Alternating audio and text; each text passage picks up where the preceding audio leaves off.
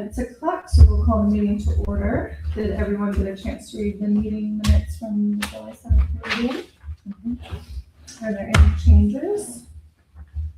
No, I'm making sure everyone's named. I left the other copy on my desk at work. So if there's any changes, I'll make a motion to approve the minutes.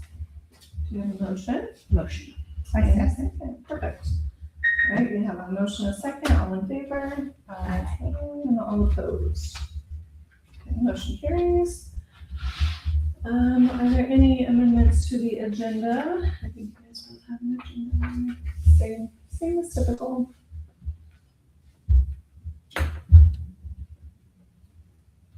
Nothing.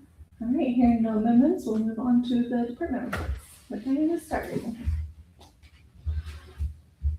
It's been a crazy month, I could tell you. Today I ordered a phase 2 trail sign. It's gonna be installed just about 6 to 8 feet from the existing first phase sign.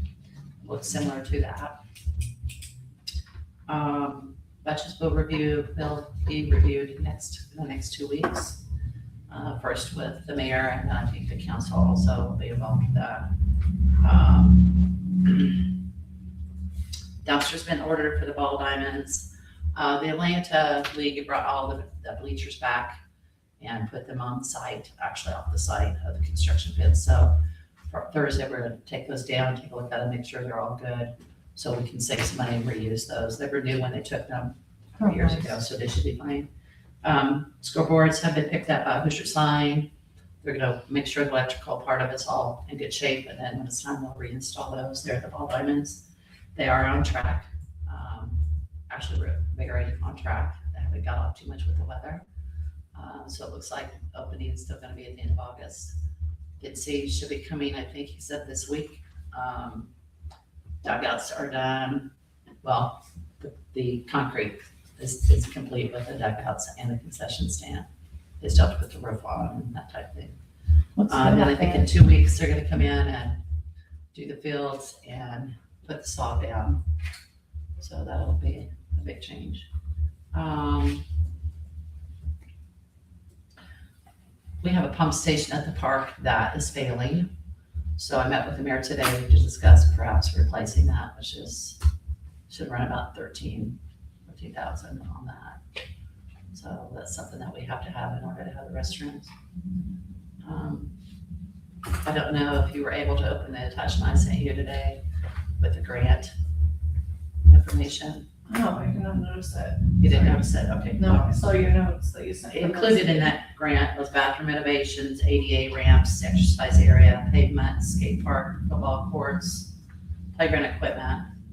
The way I understand it, the state has to approve it and then it goes to the federal, so it may be out another year yet. I've discussed with Tammy and the mayor the need for 2 new diving boards at the pool. So that will be budgeted hopefully this year. Paint has been ordered for the pool for next spring. That should be delivered anytime. And we have a double hitter this weekend for 2 concerts, 5 to 7, 7 to 9, all day. That's all I got. Is there an update on the curly slide replacement stuff? I'm working on that. Okay. That's gonna be included probably on this grant, unless I could talk to sway him otherwise. Nice. All right. He's got a couple ideas. Awesome. And I just want to say the decor and the paving by the bridge is really nice looking. Like the bench and the flowers, we drove by it the other day and I was like, wow, that looks really nice. So, I mean, the whole park always does. That's just something new I noticed. I didn't think the flowers looked good this year. Yeah. All right. It is beautiful out there. You guys do a great job. Have any questions, comments? Previous mayor requested that fence to be installed. Now the people don't like it. So I think they're gonna shift that a little bit and maybe even extend it out to another set of courts. I'm not sure where. I noticed it getting used a lot. Uh, I noticed Oh, it gets yeah, used yeah. a lot. Yeah, Yeah. the fence gets a little iffy when you're going hard for the ball. Yeah. sometimes. Yeah, I've seen that's some close to the people- drive, so we didn't, I get the reasoning. And it was still new, like, people are still. Yeah, at the playing time. football, So. Correct. All right. Any Any other questions? Okay, thanks, Sandy. We'll let you go. All right, see you get ready for you. I don't have a lot. I'll have more for the September meeting. Thank you. I'll have more at the September meeting. I'll have a full like annual report for the board, for the council. Just some numbers on where we currently sit. We have had just over 18,000 guests so far this year. To put that into perspective, that's really where we've been the last 4 years. Our daily average right now is sitting at around 275 people. That is our second highest daily average that we've had and since I've started keeping recorded history. It is not as high as last year. Last year was an anomaly. Some other things to note: we've had 175 Aqua Zumba participations. That will go up. We've got that tonight. That's much higher than we've had in the past. We did 206 season passes. That's compared to 125 last year and 151 before that. So that's the most season passes we've ever done. I think I mentioned the last one, we had 84 swim lesson participants. That's more than we've had for the last 5 years. We've had 25 private parties this year.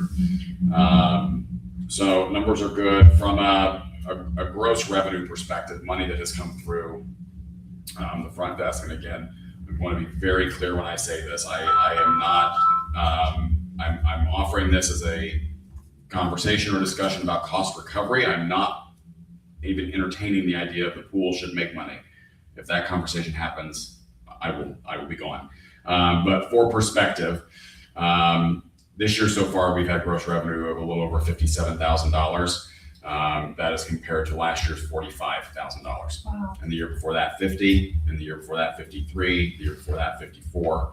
And then the COVID year was 38. So all that to be said, we did make some changes with our operating hours have still been the same as they've always been. We did make some changes with the removal of free swim Sundays. We do still offer a free swim sponsorship program that I'm looking at increasing.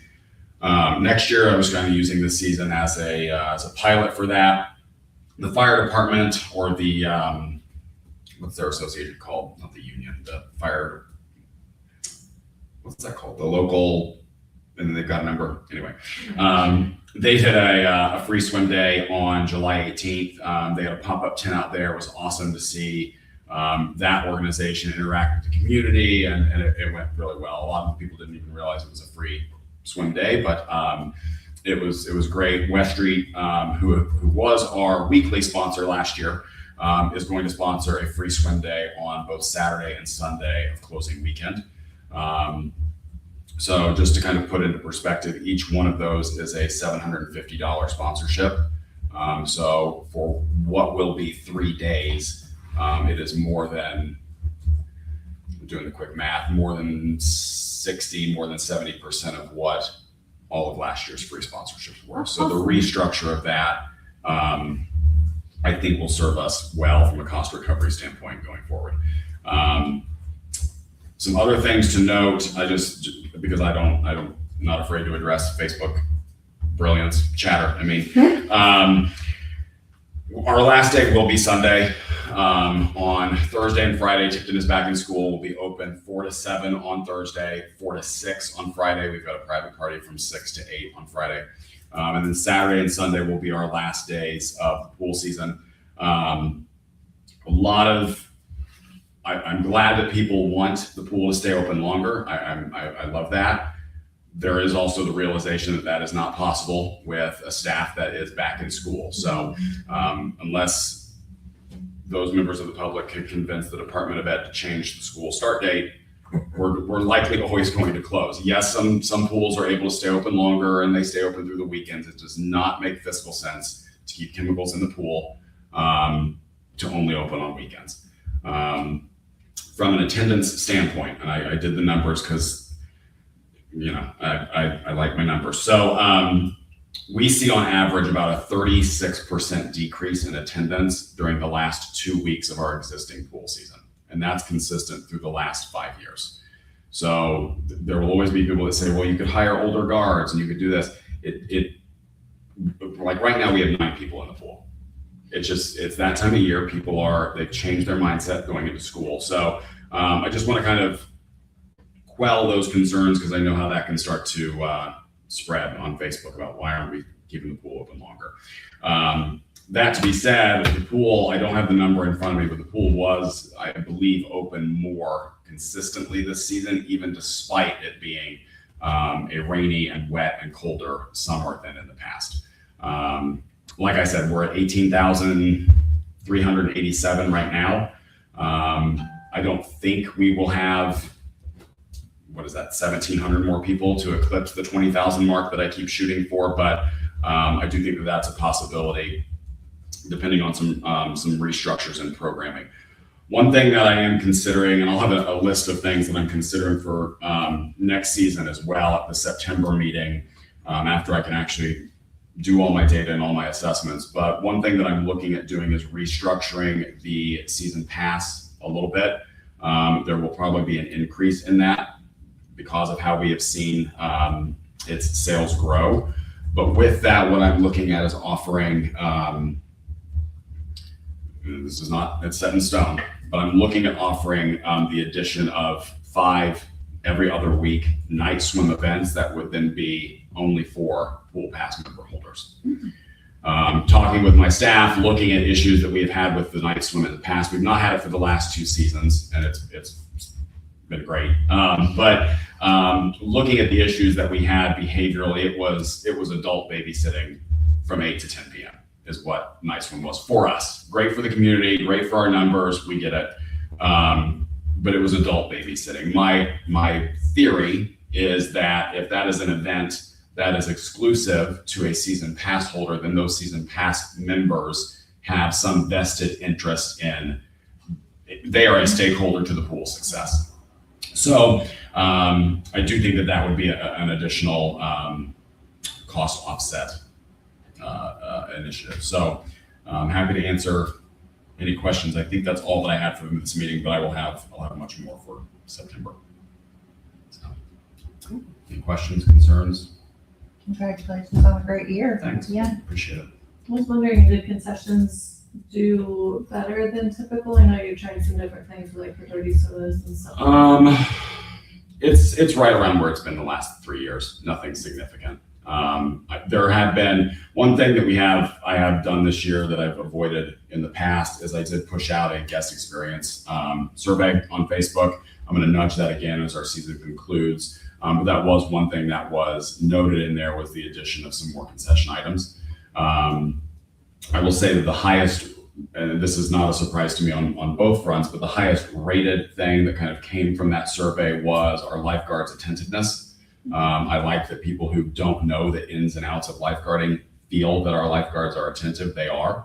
To that end, the other day, we were not incredibly busy, but we ran a live, and I've never done this with my staff before. I've done it at some other facilities, but we ran a live emergency action plan response drill in which I had this short little blonde kid pretend to be a passive drowner doing the whole float thing.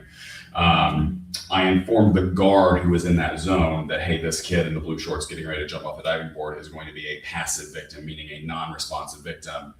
And that's all they knew. They activated the emergency action plan in the way that we've trained with 4 whistle blasts. All the other guards did a long whistle blast, cleared the entire pool, and responded. We had that individual out and had started our first compressions on a mannequin in less than 90 seconds. So it was an incredibly, we had some patrons who were a little annoyed by the fact because there was obviously some urgency at first, but they do fire drills in school. We're going to do things in the pool to make sure our guards are ready. So we did it on Lifeguard Appreciation Day too, which was shows how I feel about my staff. No. The other part of the survey that I just wanted to note was the one area in which we did not receive glowing reviews, and I've spoke about this before, and I'm going to continue to speak about it, and I'm going to continue to push out surveys to give me the data to support it, was our bathrooms, our restrooms, our building facilities. So not, I don't want to be a a jerk about it, but I do want that data from the patron's perspective to support what we feel as a staff. If our goal is excellence, that is not an excellent part of our facility. So it's something to kind of keep top of mind for the decision makers of the council and the mayor going forward. So, any other questions? I didn't know if you would, I know Facebook is one avenue for getting the survey out, but if you put like QR codes by the concessions or something. I don't know if you're trying to get rid of popcorn, but maybe you could offer free popcorn. That is an avenue. I kind of wanted to see, I'm a little gun shy with public opinion. I think there's some value in it. I also think there's times where it's not valuable at all. So I do think that next year, as we're beginning to collect data, ensuring that we're asking the right survey questions, and that's not to say to manipulate the answers, but there are some open-ended responses on that guest survey feedback. And there are some things that are great, and there's some great praise for our staff. And then there are some things that are just, ludicrous and stupid.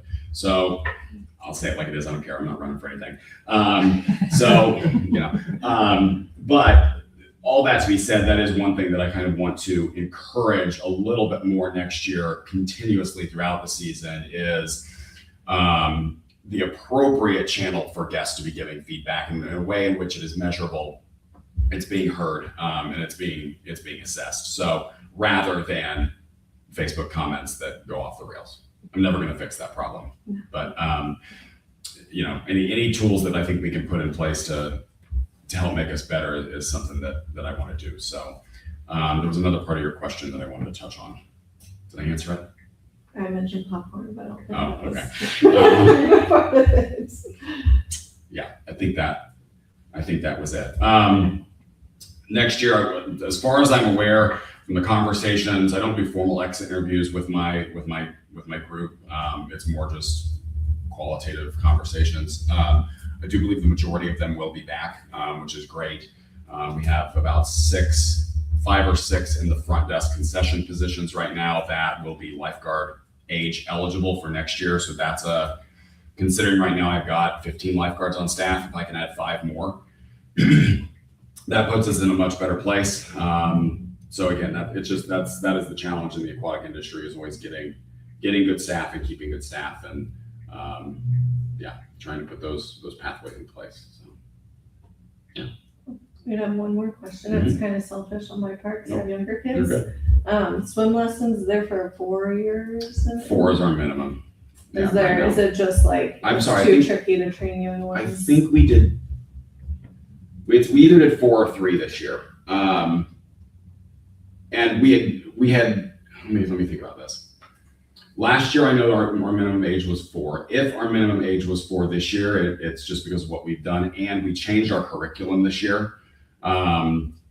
With that new curriculum, there are a few more, I'm going to say the word again, there are a few more pathways and tools for younger 3-year-olds. The challenge I have a hard time having a parent who pays $120 to $150 for their 3-year-old to sit there and cry for 3 sessions. And every kid is different. There are 3-year-olds who you can't keep out of the water, and there are 3-year-olds who've never been in the water before at all. And so, what we try to do is,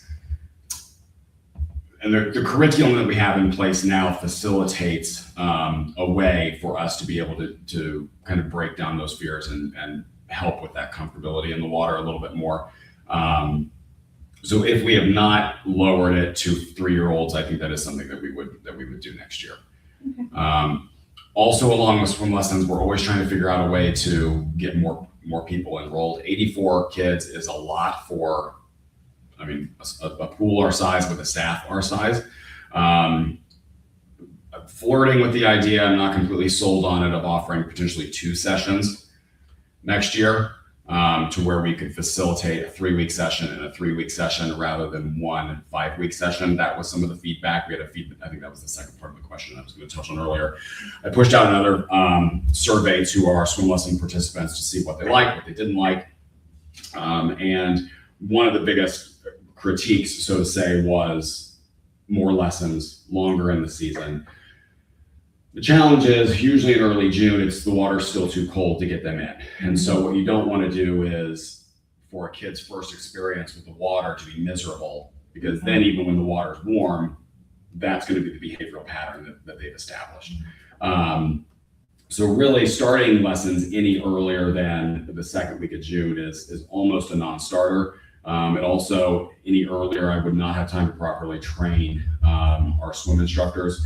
Going longer in the season too is a challenge, because again, right now everybody is in back to school mode. So we even saw a few of our participants in the last week of our swim lessons. They were just missing their lesson because they already had a family vacation scheduled or a family vacation come up. So it makes it hard when the summer is so short to find that that perfect area and way to offer that program. But I think we're close. But I'm not afraid to explore some other options. So the only other program, and again, this will be a September thing as well. I for several years have tried to figure out how to incorporate a junior lifeguarding program. This would not result in any sort of a certification or any sort of a position as a staff member of the city of Tipton, but a week-long program or a 2-week program that meets every other day, in which 13, 14-year-olds, particularly that group, could come in and begin to introduce themselves to some lifeguard training skills and mentalities and rationales, and hey, this is how it works. And just to provide that, open that door of that pathway so we can get more kids once they're 15 or 16. That's awesome. So we're not there yet. And again, it's a matter of timing and figuring out how to do it. But yeah, all in all, it's been pretty good. Even if they don't become a lifeguard, it's probably great skills for them. Yeah, and I think the way to do it, would be to start with a partnership with an already established group, particularly the Boys and Girls Club. Mhm. Give us the kids in that age.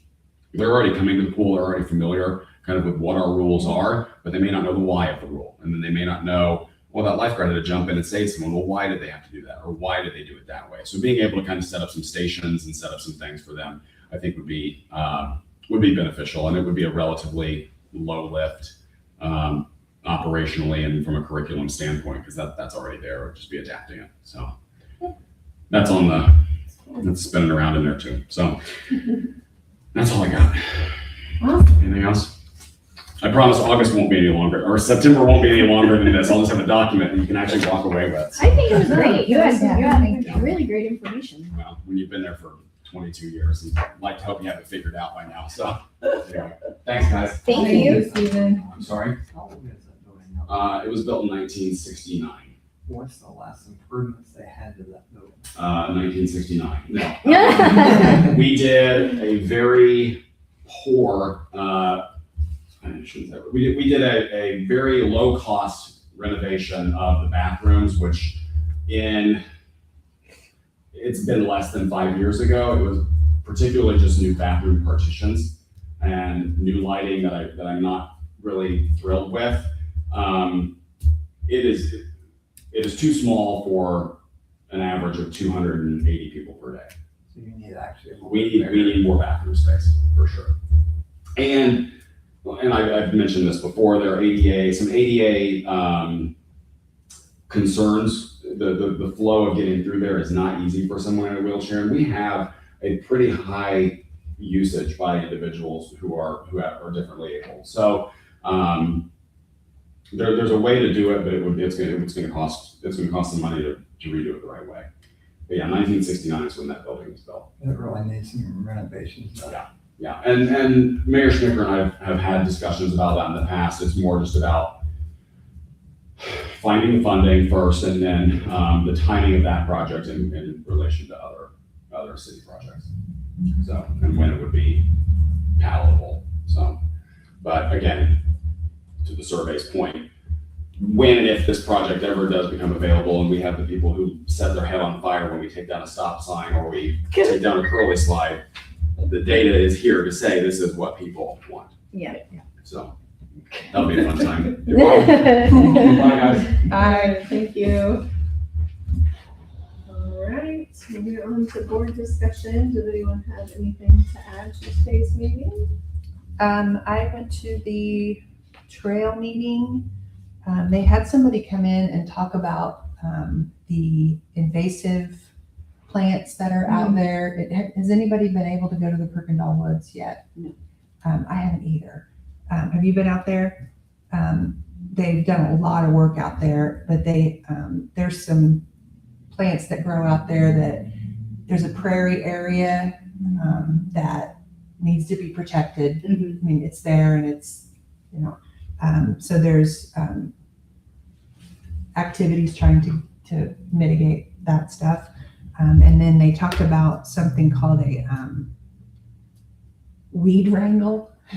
Oh, It's, Okay. I guess they do it in other communities. It would be something fun where you like take your kids out there and they're like, here, we're gonna be in this area. oh, like pull weeds. Pull weeds. Nice. So it would get people familiar with the area and My son And- will love that. yeah. So that was something they were talking about. But if you get a chance, go check it out. There's trails out there in this prairie area. So we may be able to, like, some companies track volunteer hours, and so they'll put together little groups to do that kind of stuff. 'Cause at first merged on, so it's been a few years since I've done volunteer there, unfortunately. But we went to like a wooded area where there's blue heron that have nests there, and so we were getting rid of invasive trees, those honeysuckle trees. We had to cut those down and Yeah, I don't remember any of the names of the stuff that the gentleman was talking about, but there's some stuff out there that needs to go away. And there's timing when you need to do it, because you have to hit it at the right time so that it's not blooming or. Right. spreading.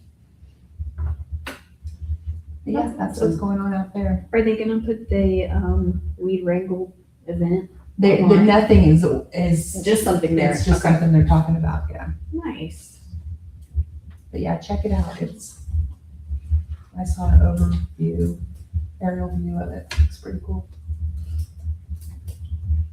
right. Anything else for board discussion? And thank you for attending that meeting too. It's always nice to cross-train those areas a bit.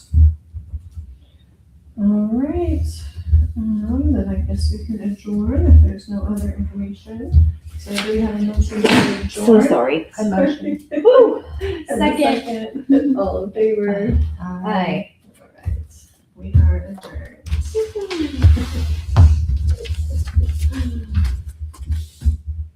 Well, thank you for coming today. Oh, yeah, it's just like a cold, so it's not terrible. Oh, yeah, I gotta turn off